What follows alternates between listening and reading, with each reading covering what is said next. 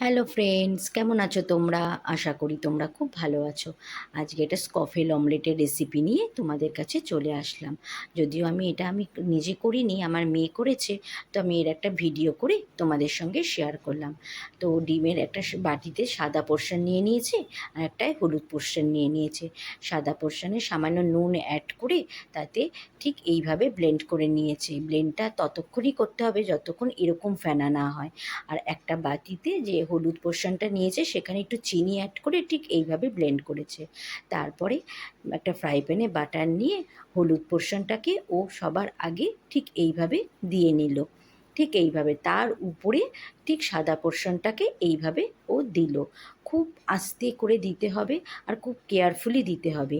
তারপর দুটো পোর্শনকে ঠিক আস্তে আস্তে আস্তে করে এইভাবে ছড়িয়ে দিতে হবে। বেশি চাপ দিলে হবে না। আর খুব কেয়ারফুলি করতে হবে, নাহলে কিন্তু এই জায়গাটায় ভেঙে যায়। তো এইভাবে ও করে নিল। তারপরে আবার একটু বাটার দিয়ে তার মধ্যে একটু রসুন কুচি আর লঙ্কা কুচি দিয়ে নিল। আর একটু পেঁয়াজ কুচিও দিয়ে নিয়েছে। পেঁয়াজ কুচি দিয়ে এগুলোকে দিয়ে কিন্তু হালকা হালকা ফ্রাই করে নিয়েছে, তাতে একটু নুনও অ্যাড করে নিয়েছে। আর সঙ্গে একটু চিলি ফ্লেক্সও ও অ্যাড করে নিয়েছে। আর খুব হালকা হালকা ভাজতে হবে। যতক্ষণ লাল না হবে ততক্ষণ কিন্তু এটা ভাজতে হবে। যখনই দেখবে এটা লালচে লালচে হয়ে আসছে, তখনই এটা বুঝে নিতে হবে যে হয়ে গেছে। তো তারপরে ও অমলেটের উপরে ঠিক এইভাবে দিয়ে নিল। তো আমাদের একদম স্কফেল অমলেট রেডি।